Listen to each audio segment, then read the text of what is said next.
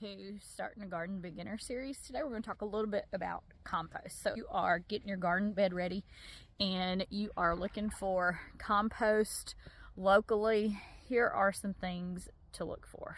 If you go and you look at somebody's compost pile and it looks like this,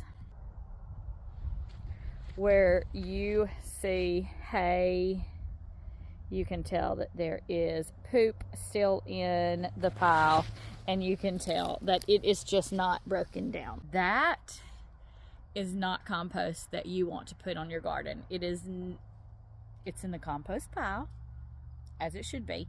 You can buy this, put it up, let it sit here. Pile mine up from a horse barn and let it sit for a year or more until it looks the consistency of this. So you want it to look like dirt, okay?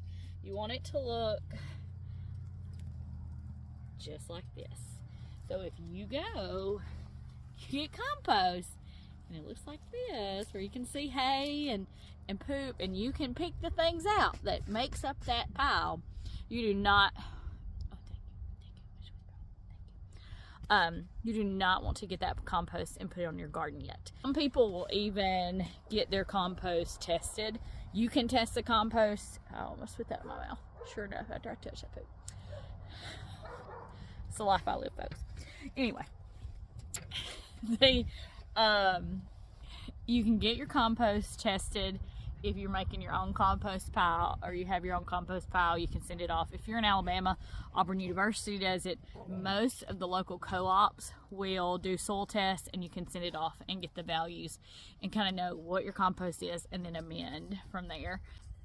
If you don't have a local source for compost or you don't have your own composting pile, I would say your next best bet when adding compost is go to your local co-op, your local feed store, and it is called, I want to say it's called Black Magic. It's in a yellowish white bag and it has a cow on it, and it's pretty much composted cow manure.